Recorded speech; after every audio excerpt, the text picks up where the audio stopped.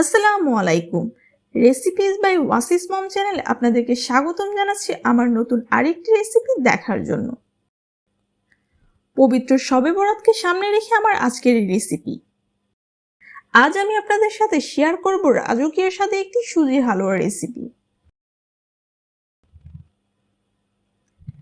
চলুন দেখে নিই রেসিপিটি কিভাবে তৈরি করা হয়েছে। হালুয়া তৈরির জন্য আমি এখানে একটি প্যান বসিয়ে নিয়েছি। এতে দিয়ে দিচ্ছি 3 টেবিল চামচ পরিমাণ ঘি। চেষ্টা করবেন অবশ্যই এখানে ঘিটা ব্যবহার করতে।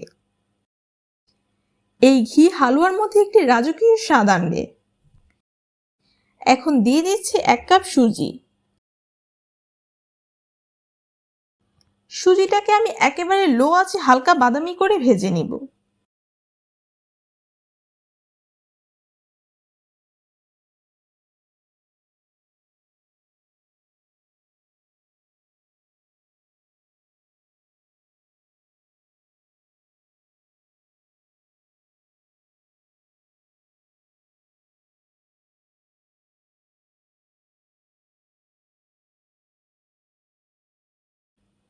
সুজির কালারটা যখন বাদামি হয়ে আসবে তখন এতে দিয়ে দেব লিকুইড দুধ।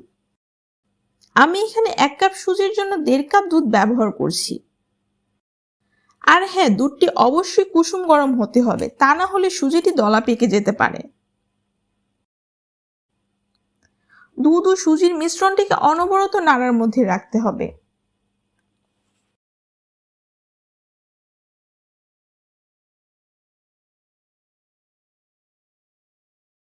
দুই 3 মিনিট পর সুজিটি যখন সেদ্ধ হয়ে আসবে তখন এতে দিয়ে দেব 1 কাপ চিনি,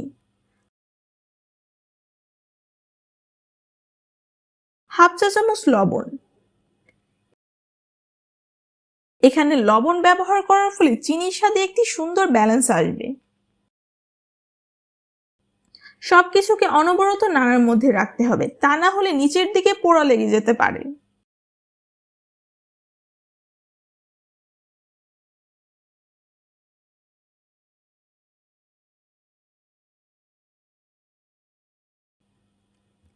দেখতেই পারছেন আস্তে আস্তে হালুয়াটি ঘন হতে শুরু করেছে। যারা এরকম নরম হালুয়া পছন্দ করেন তারা এই পর্যায়ে এসে হালুয়াটি নামিয়ে নেবেন। যেহেতু আমি এটিকে বরফি শেপ দেব তাই আমি হালুয়াটিকে আরেকটু টাইট করে নিব।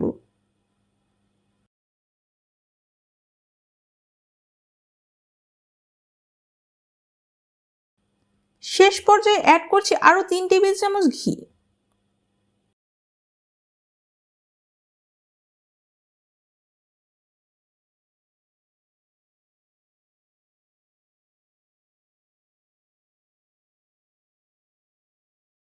ঘির সাথে হালুয়াটিকে ভালো করে মিশিয়ে নিচ্ছি।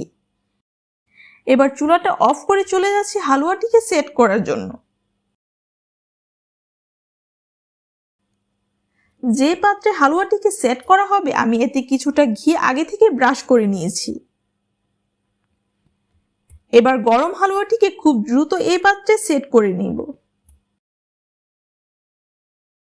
আশা করি দেখে বুঝতে পারছেন কিভাবে আমি হালুয়াটিকে পাত্রে সেট করে নিচ্ছি।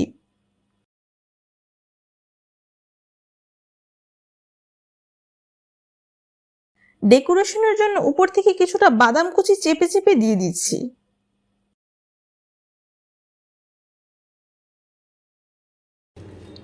এবার এই হালুয়াটিকে 1 ঘন্টার জন্য নরমাল তাপমাত্রায় সেট হওয়ার জন্য রেখে দিব। 1 ঘন্টা পর যখন হালুয়াটি সেট হয়ে গিয়েছে তখন আমি এটাকে বরফি শেপে কেটে নিয়েছি। আপনারা আপনাদের পছন্দ অনুযায়ী যে কোনো শেপেই কাটতে পারেন। এই হালুয়াটি খেতে কিন্তু অসম্ভব মজা।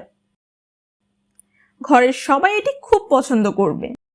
আসন্ন শবে বরাতে আপনারা এই হালুয়াটি ঘরে তৈরি করতে পারেন। আজকের মতো এখানেই বিদায় নিচ্ছি। দেখা হবে পরবর্তী নতুন কোনো রেসিপি নিয়ে।